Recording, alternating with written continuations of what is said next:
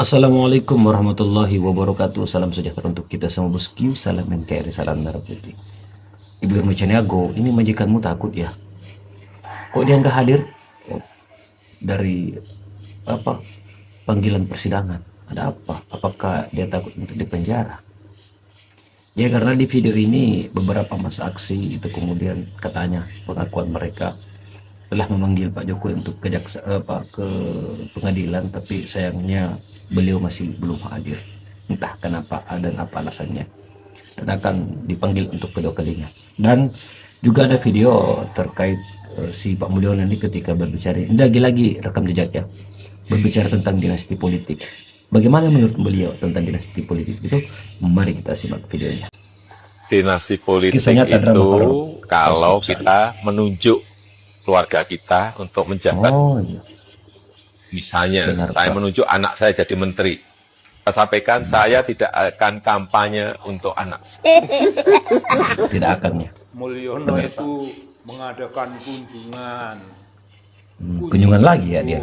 Ke kecamatan Tugu. Ini kata pengamat soal Jepun. Harjo atau apa, kecamatan Tugu itu Semarang. Oh, di kota Mbak Barangkali itu wilayahnya Semarang Barat lah itu kira-kira. Di situ berhadapan dengan para petani, dengan warga masyarakat. Kok bisa-bisanya, itu artinya kok iso. Orang yang sudah bukan apa-apa, itu masih terunyak-terunyuk, campur tangan ke dalam apa yang artinya itu, guys? yang namanya tata pemerintahan yang merupakan kedaulatan pemimpin yang bukan dia lagi. Untuk orang yang benci dengan Pak Jokowi, jangan pernah lihat video ini. Kenapa, Bang? Jangan pernah.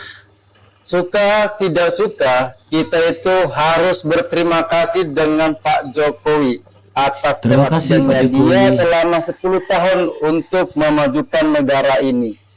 Dia mengorbankan tenaga, jiwa, dan raganya agar negara ini menjadi negara maju dan dikenal oleh bangsa-bangsa lain.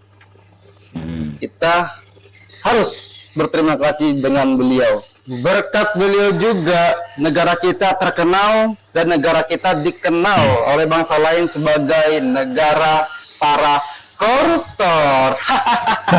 Dan negara Agak kita lain. dikenal sebagai negara yang kaya akan alamnya, sehingga apapun bisa dijual.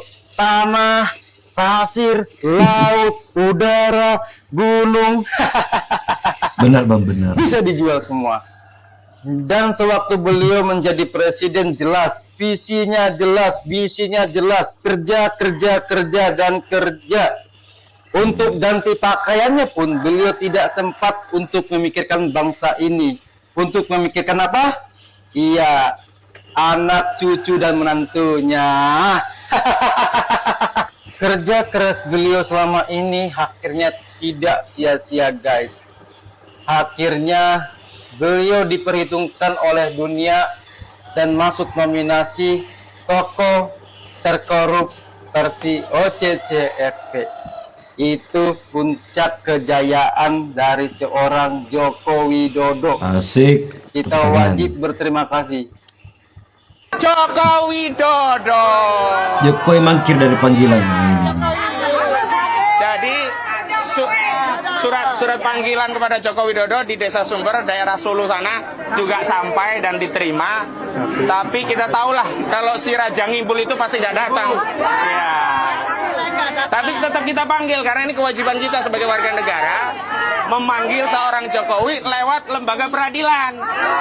Kalau saya panggil sendiri kan nggak bisa. Jangan sampai keduluan dipanggil malaikat pencabut nyawa. Jadi mudah-mudahan saudara Joko Widodo pada sidang selanjutnya bisa hadir atau setidak-tidaknya menunjuk surat kuasa untuk lawyer. Tapi dengan catatan, karena dia bukan presiden, nggak boleh pakai jaksa agung loh. Jangan pakai jaksa agung, jangan pakai setnek, jangan pura-pura lupa Anda bukan presiden lagi. Jangan pura-pura lupa Anda ini sudah tidak punya kewenangan lagi. Tunjuk saja lawyer. Nah baru kita pengen tahu siapa sih lawyernya Jokowi, gitu loh, ya. Siapa sih yang mau belain tukang bohong? Siapa yang mau belain yang memberikan fasilitas PSN yang merugikan dan menyengsarakan rakyat Banten? Karena kemarin kami ada musyawarah besar di Banten, di Aula Kecamatan Pontang. Semua warga Banten marah. Mereka tidak ridho tanahnya dirampas.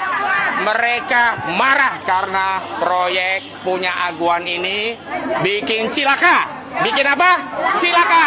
Ada yang kecelakaan, ada yang meninggal, ada polusi, ada rumahnya jadi rusak rontok, ada ribut-ribut sehingga tidak bisa tenang, ada laut dipagari, ada jalan-jalan diuruk, ada rumah tanahnya diuruk, ada sungai diuruk, pantai dipagari, sampah menumpuk, tambak diurut, sawah tidak bisa ditanami lagi, korban banjir dan yang lainnya. Jadi sekali lagi kita juga mau tahu siapa sih orang-orang yang saat ini mau pasang badan untuk membela orang-orang dolim ini.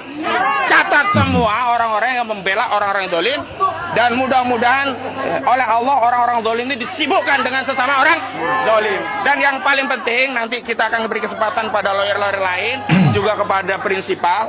Saya ingin tegaskan, negara ini adalah negara hukum.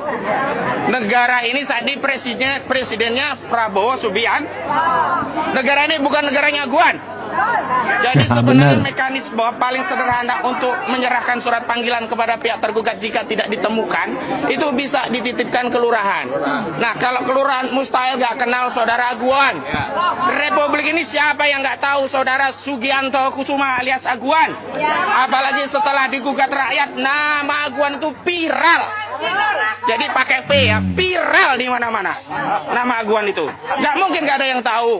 Nah, tapi karena tadi diminta untuk melengkapi, kami akan melengkapi, mencari tahu alamatnya. Jadi kepada bapak-bapak, tadi kurangnya cuma nomor, tapi kami akan sounding bukan hanya nama, alamat kantornya. Kalau perlu kami carikan alamatnya rumahnya sendiri atau alamat rumahnya di Singapura. Kita kasih semua, ya, biar dia tidak ngumpet lagi, biar dia datang ke pengadilan untuk mempertanggungjawabkan proyek PIK 2 yang telah menyengsarakan rakyat. Demikian, assalamualaikum warahmatullahi wabarakatuh. Waalaikumsalam warahmatullahi wabarakatuh. Tergantung. Ini sebenarnya bonus dia ini, tidak guys. minta maaf dan tidak minta pengurangan hukuman, dia koruptor yang bermutu. Ada koruptor yang minta maaf, minta ringanan hukuman. Itu koruptor yang dungu. itu namanya pertanggungjawaban etos. Kenapa? Karena setiap orang ada yang disebut nilai akhirnya tuh. Telosnya jadi apa dia? Kalau dia telosnya jadi maling bajingan, ya udah jadi bajingan aja. Tetapi betul-betul jadi bajingan. All in ya dia. All in dong itu temanya kan. Kamu jadi orang baik benar-benar tuh. Lu mau jadi ustadz ya jadi ustadz baik-baik tuh. Jangan ustadz yang berdagang lewat podcast gitu. Ingat Bang, Mbak Eskim nih, aku ngasih tahu aja nih. Ya banyak kan begituan. Ini contoh misalnya. Iya, contoh. Iya. Oke guys, harapan kita tentunya Pak Mulyono ini menghadiri panggilan dari Mas Aksi tadi yang disampaikan. Karena katanya, waduh gimana ya? Jadi wajar ketika mereka akan berpikir bahwa Pak Mulyono ini takut untuk dipenjara dong.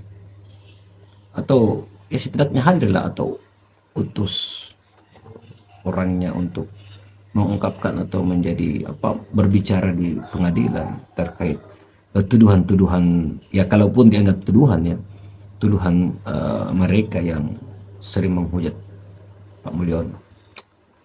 Aduh, kayaknya ini benar sih, bukan lagi tuduhan ini guys. Ya karena dia takut untuk hadir.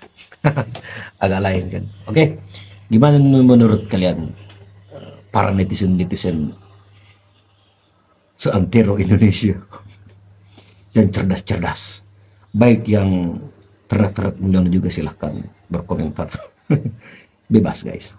Oke bosku, sampai jumpa di video selanjutnya. Yang penting kita adalah NKRI. Assalamualaikum warahmatullahi wabarakatuh.